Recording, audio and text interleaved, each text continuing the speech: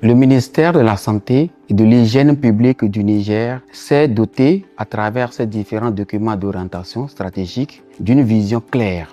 Cette vision était de pouvoir centraliser et de structurer tous les indicateurs concernant la santé reproductive maternelle, néonatale, infantile, adolescente et nutritionnelle sur la base des différentes directives du mécanisme de financement mondial qui a été mise en place par la Banque mondiale, qu'on appelle GFF, pour pouvoir mieux suivre les indicateurs sectoriels en la matière. En gros, notre travail a consisté à appuyer le ministère pour finaliser tous les instruments de mise en œuvre de cette vision politique du ministère afin de pouvoir l'aider à atteindre ou à mettre en œuvre, à mettre en musique sa vision. Et en gros, le dossier d'investissement qui a été la base de notre travail récapitule un ensemble d'activités à haut impact dont la mise en œuvre allait permettre au ministère d'engranger des progrès en matière de survie et d'épanouissement de la femme, de l'enfant, de l'adolescent, ainsi de suite, d'une part.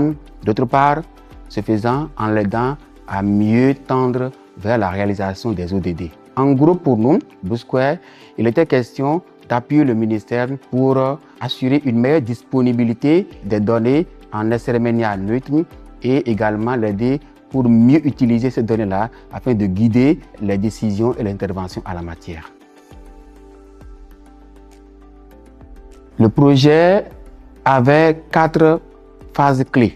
La première phase consistait à finaliser le cadre de résultats que le ministère avait antérieurement élaboré dans le cadre du dossier d'investissement pour la période 2022-2026. La seconde étape consistait à élaborer un plan opérationnel de suivi et évaluation des indicateurs initialement priorisés et à travers ce cadre de résultats-là.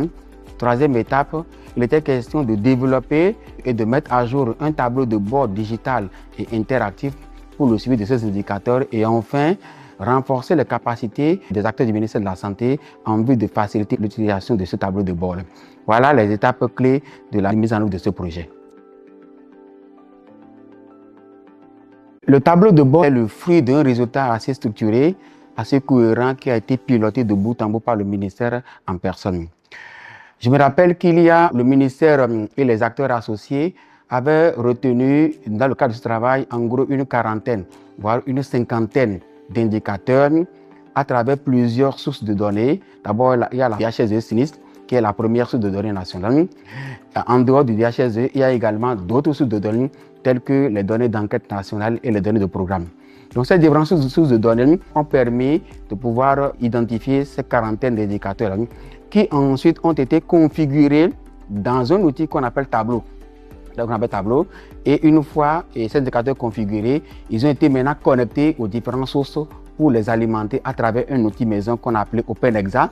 OpenExa, c'est un outil développé par Blue Square qui permet d'intégrer des données de plusieurs sources et qui ont été ensuite visualisées justement sur ce tableau et un portail public pour assurer le suivi des indicateurs clés sous forme de cartes géographiques, de graphiques d'évolution et même donc des filtres interactifs et dynamiques pour renforcer le suivi. Vous comprenez par là qu'il ne s'agissait pas de mettre en place un outil technique ou un outil technologique.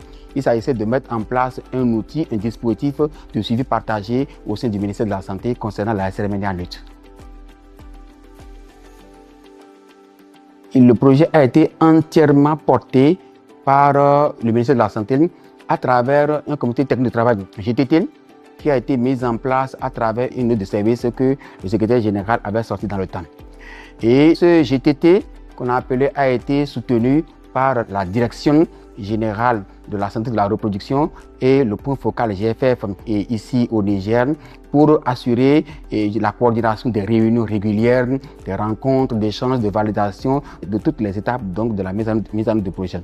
Et je vous dis, toutes les interventions donc, du projet ont été entièrement validées et pilotées donc, par ce GTT. Je vous raconte une anecdote. Quand il était question de mettre en place ce projet-là, à la première réunion, et pendant qu'on discutait, on échangeait sur les différentes phases du projet, un représentant d'une direction du ministère, notamment la direction des études et de la planification, avait posé une question le jour-là. La question c'était que si aujourd'hui, le ministre de la Santé nous demande en une minute, de lui dire la situation en matière de santé mère-enfant ici au Niger, est-ce que nous étions capables de lui apporter la réponse? Il y avait un silence plat dans la salle pendant une minute.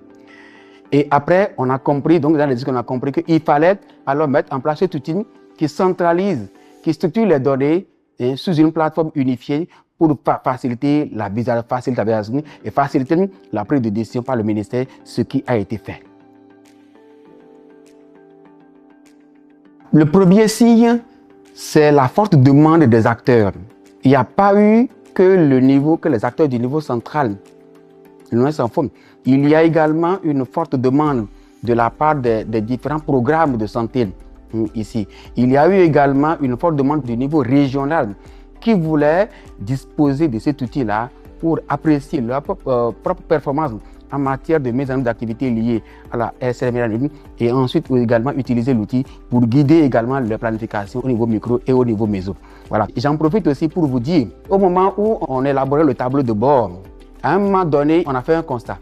Ce constat, c'était que certains indicateurs, notamment les indicateurs du DHS2 sinistre, ces indicateurs-là avaient leur définition, avaient besoin d'une certaine harmonisation entre elles, entre les indicateurs DHS2, les indicateurs d'enquête et les indicateurs de programme. Alors, il a fallu un travail de proximité avec le comité DHS2 du Niger pour travailler à l'harmonisation de ces différentes formules-là, notamment les indicateurs de couverture du service là. Les indicateurs ont fait l'objet de plusieurs discussions, non seulement avec le comité le DHSE, mais également avec le GTT pour assurer cette harmonisation des indicateurs avant de passer donc à l'étape finale. Vous comprenez très bien par là que le travail a été mené de bout en bout par l'ensemble des acteurs.